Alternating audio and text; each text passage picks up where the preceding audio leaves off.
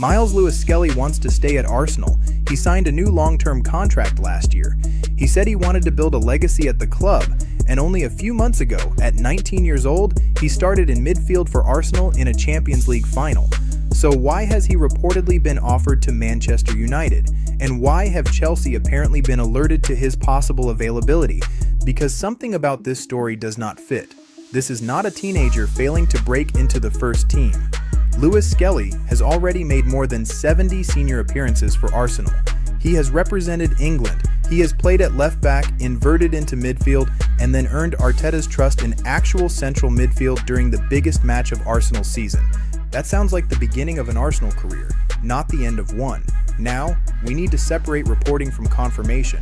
Arsenal have not officially announced that Lewis-Skelly is for sale. The player has not asked to leave, and there is no confirmed agreement with Chelsea or Manchester United, but reputable reports claim Arsenal have tested the market. That matters. Clubs do not accidentally offer valuable academy players to direct rivals. Somebody inside Arsenal is at least prepared to discover what Lewis-Skelly might be worth, and that creates a serious question about the direction of the club. Arsenal have spent years talking about developing Hale End talent. Lewis-Skelly appeared to represent the success of that strategy. Young, technically brave, physically capable, emotionally connected to Arsenal. Then, just as he begins proving that he can handle midfield responsibility, Arsenal sign another elite midfielder for £75 million, and Lewis-Skelly's future becomes uncertain. Maybe this is simply ruthless squad management. Maybe Arsenal believe his pathway has closed. Or maybe a homegrown player has become more valuable to Arsenal's accounts than he is to Arteta's starting 11. Because the arrival that may have changed this entire case is not a new left-back. It is Bruno Guimarães. Bruno Guimarães did not arrive at Arsenal to sit on the bench. Arsenal spent £75 million on one of the Premier League's most established midfielders. Now look at the competition Lewis-Skelly faces: Declan Rice, Martin Zubimendi, Bruno Guimarães, Martin Odegaard, Eberechi Eze, Mikel Merino. Lewis-Skelly might be talented enough to play in that group, but talent is not the same as opportunity. Rice is entering his prime. Zubimendi was recruited to control the base of midfield. Bruno can receive under pressure, progress possession, and dictate matches. Odegaard remains a major creator. Eze provides attacking invention. Merino gives Arteta experience, physical presence, and tactical flexibility. So where are Lewis-Skelly's minutes? That is the strongest football argument for considering a sale. A 19-year-old does not develop properly by becoming Arsenal's 7th midfield option. Training with elite players can help him. Occasional cup appearances can help him, but neither replaces playing every week. The problem is that Lewis-Skelly has already shown he may deserve more than occasional minutes. In the Champions League final, Arteta trusted him in midfield next to Declan Rice. Not at left back, not during the final 10 minutes. In midfield from the beginning on the biggest European stage. That selection told us Arsenal believed he could handle pressure. UEFA's post-final analysis praised his adaptability in what was only his second Champions League appearance in central midfield. And then Arsenal signed Bruno. The easy conclusion is that Bruno pushed Lewis-Skelly out. But that is too simplistic. Bruno is 28, Lewis-Skelly is 19. Arsenal should not have to choose between winning now and developing one of their best academy players. A properly constructed squad should have room for both. Lewis-Skelly can cover multiple positions. He can learn behind Rice and Bruno. He can start cup matches. He can replace injured players. And over a season involving the Premier League, Champions League, and domestic cups, opportunities will appear. The deeper issue is whether Arteta genuinely sees Lewis-Skelly as a future midfielder. Because if Arsenal still view him primarily as a left back, while Lewis-Skelly believes his future is central, the disagreement is not about ability, it is about identity. Does Arsenal's plan for the player match the player's plan for himself? If the answer is no, selling him becomes understandable. But offering him to Chelsea or Manchester United would still be an enormous gamble. And there may be another reason Arsenal are willing to consider it, one that has less to do with tactics and far more to do with money. This is where the phrase pure profit enters the story. Lewis-Skelly came through Hale End. Arsenal did not pay another club a transfer fee to sign him. That means there is no major transfer cost for his registration being spread through Arsenal's accounts. So if Arsenal sold him for £40 million, £50 million or more, Most of that fee could be recorded as accounting profit after associated costs. Not every pound would instantly become free money. The accounting is more complicated than that. But compared with selling a player Arsenal previously bought for a large fee, an academy sale produces a far cleaner financial return. And under the Premier League's new financial system, revenue and profit from player sales can create additional room for squad spending. That makes Lewis-Skelly financially attractive. Sell him, and Arsenal could offset a significant part of Bruno's £75 million fee. They could protect future spending capacity. They could reinvest elsewhere. From an accounting perspective, the logic is obvious. From a football perspective, it becomes much harder to defend. Academies are supposed to produce players for the first team, not just assets for the balance sheet. There is nothing wrong with selling academy players who are unlikely to reach Arsenal's required level. That is part of football. But Lewis-Skelly has already reached the level. He did not merely survive in the first team. Arteta trusted him in a Champions League final. That is why this case feels different. If Arsenal sell a 19-year-old because they believe he cannot become elite, that is a football judgment. If they sell him because Bruno, Rice, and Zubimendi have permanently closed his pathway, that is a squad planning judgment.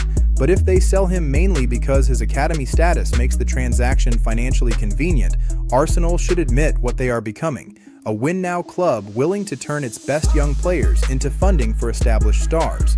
That strategy can work. Chelsea have repeatedly used academy sales to fund recruitment. Manchester City have generated serious revenue by selling young players who could not access their first team, but it carries a cost. The next Hale End prospect will look at Lewis-Skelly and ask, what exactly must an academy player do to earn a future here? Break into the first team, represent England, start a Champions League final? If even that is insufficient, Arsenal's pathway begins to look more theoretical than real. Still, supporters should not become sentimental. Keeping every academy graduate is not ambition. Sometimes selling one good player allows a club to build a better team. The decisive question is not whether Arsenal can make money from Lewis-Skelly. They obviously can. It is whether that money is worth the risk of watching him develop somewhere else, and Arsenal are apparently considering handing that risk directly to two clubs they may need to beat. Selling Lewis-Skelly abroad would already be dangerous. Selling him to Chelsea or Manchester United would be something else entirely. Arsenal would not simply be removing a player from their squad. They would be strengthening opponents with a 19-year-old who already understands Premier League football. Chelsea could offer him a long-term development project. Manchester United could offer him a more immediate role, and both clubs would be buying before Lewis-Skelly reaches anything close to his ceiling. That is the risk Arsenal must price properly, because £40 million may look like excellent money today, but if Lewis-Skelly becomes an elite midfielder worth £80 million in 3 years, Arsenal will not be praised for the original profit. They will be asked why they lack the patience to develop him themselves. My verdict? Arsenal should not sell Lewis-Skelly this summer, especially not to Chelsea or Manchester United, not unless three things are true. First, Arteta has decided Lewis-Skelly will never become a regular Arsenal midfielder. Second, the player has rejected the role Arsenal are prepared to give him. And third, the offer is so high that refusing it would genuinely damage Arsenal's wider squad plan. Based on the information available, we do not have evidence that all three conditions have been met. Lewis-Skelly reportedly wants to stay. He is under a long-term contract. He has already shown that he can contribute. Arsenal are not being forced into an immediate decision, so do not manufacture one. Keep him. Give him meaningful midfield minutes in domestic cups. Use his versatility across the season. Allow him to learn from Rice and Bruno. Then reassess the situation with better evidence. If the minutes are not available, consider a carefully chosen loan, but only if Arsenal still have a genuine development plan for him. What Arsenal must avoid is selling him simply because academy money makes the accounts look cleaner. Bruno's arrival makes Lewis-Skelly's pathway more difficult. It does not make Lewis-Skelly disposable. And there is a wider warning here. Arsenal have built a squad capable of winning immediately. That is progress, but expensive squads can become hostile environments for young players. Every new signing arrives with a fee, a salary, and an expectation to play. Academy players arrive without those financial pressures. That can make them easier to sacrifice, even when their long-term potential is enormous.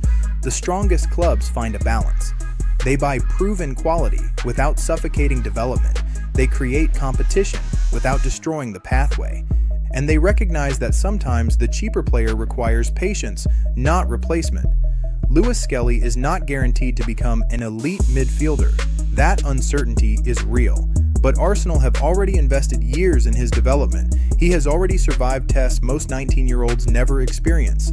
Selling him now would mean Arsenal accept the risk while Chelsea or Manchester United inherit the upside. That is a poor trade unless the offer is impossible to reject.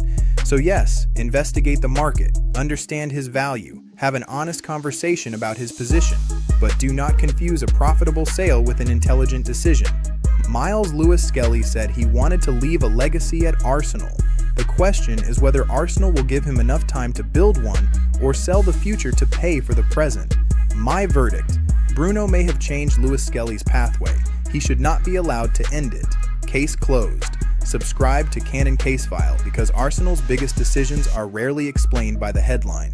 Sometimes the real story is hidden inside the squad, the accounts, and the player Arsenal may regret losing.